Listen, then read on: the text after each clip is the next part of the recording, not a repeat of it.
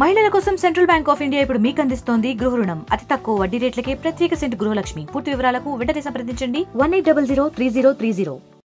విశాఖ ఉక్కు పరిరక్షణ కమిటీ ఈ రోజుకి వీళ్ళు దీక్షలు చేసి 1307 రోజులు అయితే గడుస్తుంది. అయితే కేంద్ర ప్రభుత్వం నుంచి ఎటువంటి చలనం రాలేదని చెప్పి వీళ్ళు ఈరోజు రాష్ట్ర వ్యాప్తంగా రాస్తా రోకోకి అయితే పిలుపునిచ్చారు. మనతో పాటు ఈ జేఏసీ నాయకులు అయితే ఉన్నారు. ఆ నాయకులను అడిగి తెలుసుకుందాం. సార్ చెప్పండి, ఏంటి ఎందుకు ఈరోజు ఈ రాస్తా రోకో చేస్తున్నారు? ఏదైతే విశాఖ ఉక్కు నేటికి 1307 రోజులు అనేక ఉద్యమాల్లో చేసినప్పుడు కూడా ఈ కేంద్ర ప్రభుత్వం ఏ విధమైనటువంటి ఆలోచన లేకుండా ఈ కంపెనీ సంపాలి, ఈ కంపెనీ నాశనం చేయాలన్నటువంటి ఆలోచనలో ఏ విధమైనటువంటి నిర్ణయం ప్రకటన చేయకపోవడం వల్ల ఏదైతే నూతనంగా ఏర్పడినటువంటి కమిటీ ఈ రాష్ట్రంలో కానీ కేంద్రంలో కానీ కూటమి ప్రభుత్వ నాయకులందరికీ కూడా కలిసి పోరాట కమిటీ తరపున వినతిపత్రాలు ఇవ్వడం అనేది జరిగింది. అయినప్పుడు కూడా ఈ దేశంలో ఉన్నటువంటి అనేక కార్మిక సంఘాలు ఈ రాష్ట్రంలో ఉన్నటువంటి అతిపెద్ద కర్మాగారాన్ని దీన్ని పరిరక్షించుకోవాలి. ఈరోజు రేపు కేంద్రంలో జరుగుతున్నటువంటి steel sub committee cabinet committee మీటింగులో విశాఖ ఉక్కు నిర్ణయం తాలూకు ప్రకటన చేయాలన్నటువంటి ఆలోచనతోటే జేఏసీ నాయకులు రాష్ట్ర స్థాయిలో ఈరోజు రాష్ట్రంలో పిలిపివ్వడం అనేది జరిగింది. దానిలో భాగంగానే ఈరోజు యావత్ రాష్ట్రం అన్ని ప్రాంతాల్లో కూడా ఈరోజు రాష్ట్ర రోక చేయడం అనేది జరుగుతూ ఉంది. ఇప్పటికైనా సరే ఈ కేంద్రంలో ఉన్నటువంటి మోడీతో జతకట్టినటువంటి కూటమి ప్రభుత్వాలు ఈ రాష్ట్రాల్లో ఉన్నాయి.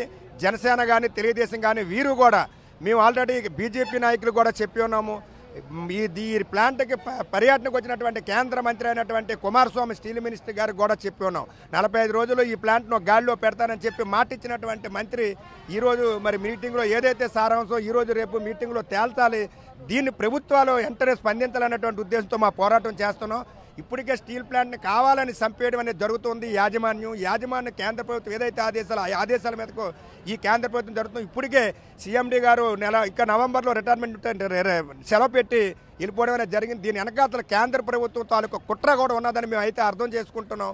ఇప్పటికైనా సరే ఈ యాజమాన్యం కానీ ఈ కేంద్ర రాష్ట్ర ప్రభుత్వాలు కలగజేసుకొని ఈ రాష్ట్రంలో విభజన జరిగిన తర్వాత అతి పెద్ద కర్మాగారం అనేటువంటి అనేక మంది నిర్వాసితులు కానీ ప్రధానాయకులు కానీ పదవులకు త్యాగాలు చేసి రక్షించుకున్నటువంటి ప్లాంట్ దీనివల్ల అనేక మంది ఈ దేశంలోనే వేలాది మంది ఉద్యోగాలు ఉపాధి అవకాశాలు కలిగినటువంటి ఈ ప్లాంట్ని ఇప్పటికైనా సరే కూటమి ప్రభుత్వంలో ఉన్నటువంటి భాగస్వామ్య నాయకులందరూ కూడా దీని మీద ప్రకటన చేయాలి. అవసరం అనుకుంటే ఢిల్లీలో అఖిలపక్షాన్ని తీసుకెళ్లి విశాఖ ఉక్కుని ప్రభుత్వ రంగంలో కొనసాగిస్తామని చెప్పి ఏదైతే కేంద్ర ప్రభుత్వం చేసినటువంటి ప్రకటన వెనక్కి తీసుకునే వరకు ఉద్యమం చేయాలని చెప్పి మీ ద్వారా ఈ ప్రభుత్వాలకు హెచ్చరిస్తున్నాం.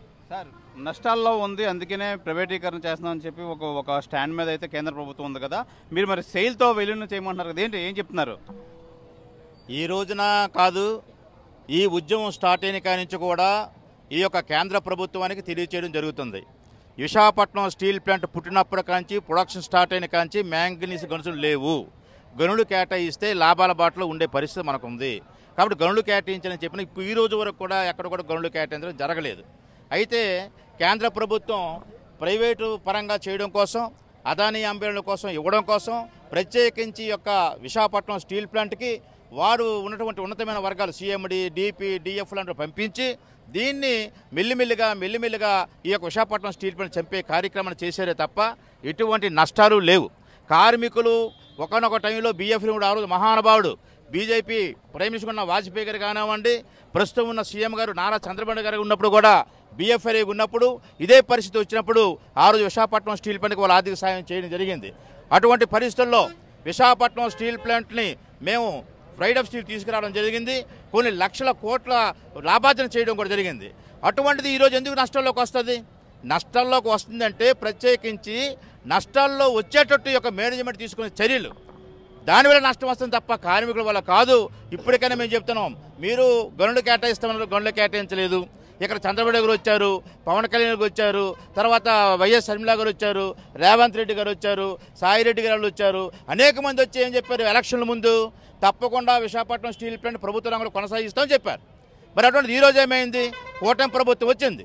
చంద్రబాబు గారు గాజువాక మీటింగ్లో పల్లా శ్రీని గారిని గెలిపించండి, భరత్ గారిని ఎంపీగా గెలిపించండి, మేము తప్పకుండా స్టీల్ ప్లాంట్ని ప్రభుత్వ రంగంలో కొనసాగిస్తామని చెప్పారు. ఈ రోజు ఏం చెప్తున్నారు? అయ్యా పల్లా శ్రీని గారు మీరు వెయిట్ చేయండి, మా తెలిసి ఏం చేయాలని చెప్పి చంద్రబాబు చెప్పే పరిస్థితి. అంటే ఈ ప్రభుత్వాలు ఎటు నుండి ఎటు వెళ్తున్నాయి? విశాఖపట్నం స్టీల్ ప్లాంటు ఆంధ్ర రాష్ట్రానికి కాదు భారతదేశానికి ఒక వెన్నుముక, కొన్ని లక్షల కుటుంబాలు ఆధారపడి ఉన్నాయి. ఇటువంటి లాభాల్లో ఉన్న ఒక విశాఖపట్నం స్టీల్ ప్లాంట్ని ప్రైవేట్ పరం చేయడం అనేది చాలా అమానుష్యం. దీని విషయంలో మాత్రం ఇప్పటికైనా కేంద్ర ప్రభుత్వం కానివ్వండి, కూటమి ప్రభుత్వం కానివ్వండి, ఇతర వర్గ రాజకీయ పార్టీలు కానివ్వండి, ప్రజాస్వామ్య వదిలి కానివ్వండి, పార్లమెంట్లో గగ్గోలు పెట్టాలి. విశాఖపట్నం స్టీల్ ప్లాంట్ ప్రభుత్వ రంగ సంస్థలో కొనసాగించాలి. కొనసాగించకపోతే తీవ్ర పరిణామాలు ఎదుర్కొనే పరిస్థితి వస్తుందని చెప్పేసి మీ ద్వారా హెచ్చరించడం జరుగుతుంది. సార్ చెప్పండి, సొంత గనులు కూడా కేటాయించలేదు, ఏం చెప్తారు, మీరు ఏమంటారు?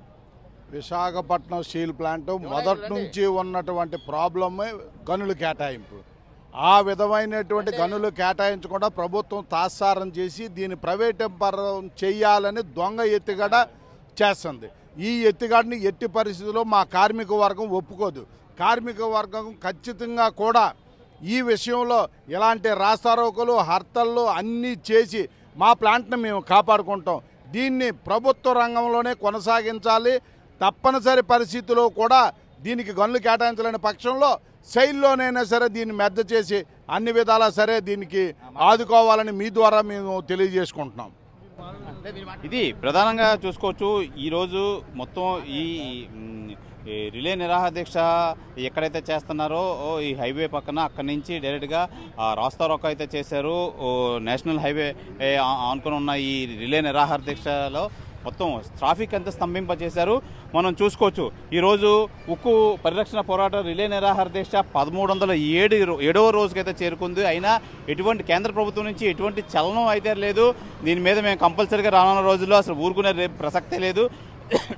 అసలు నష్టాల్లో ఉందంటున్నారు కదా, నష్టాల్లో ఉన్నప్పుడు సెయిల్తో విలీనం చేసే సొంత గనులను ఎందుకు కేటాయించట్లేదు? ఈ విషయంలో కేంద్ర ప్రభుత్వం తాత్సారం చేస్తుంది. అలాగే మన కూటమి ప్రభుత్వం కూడా మమ్మల్ని గెలిపించండి, మీకు కంపల్సరీగా మేము స్టీల్ ప్లాంట్ ప్రైవేటీకరణకు వ్యతిరేకంగా నిలుస్తాము, కంపల్సరీగా సెయిల్తో విలీనం చేస్తామని చెప్పి మాట ఇచ్చిన కూటమి ప్రభుత్వం కూడా ఇప్పుడు ఏం మాట్లాడలేదంటే దీన్ని ఏ విధంగా అర్థం చేసుకోవాలని చెప్పి ఈ స్టీల్ ప్లాంట్ విశాఖ ఉక్కు పోరాట సమితి జేఏసీ నాయకులైతే వీళ్ళు ప్రభుత్వాన్ని అయితే అడుగుతున్నారు. ఏదేమైనా ఈ రానున్న రోజుల్లో మరింత ఈ ఉద్యమం తీవ్ర రూపం దాలుస్తామని చెప్పి ప్రభుత్వానికి కానీ కేంద్ర ప్రభుత్వానికి కానీ హెచ్చరిస్తున్నారు. ఇది ఇక్కడ తాజా పరిస్థితి. కెమెరామెన్ రమణ కుమార్తో Sivaramakrishna, RTV, Visakha steel plant main gate వద్ద నుంచి. మరిన్ని వీడియోస్ కోసం ఛానల్ ని సబ్స్క్రైబ్ చేయండి. లేటెస్ట్ అప్డేట్స్ కోసం వాట్సాప్ ఛానల్ ని ఫాలో చేయండి. అండ్ లింక్ డిస్క్రిప్షన్ లో ఉంది.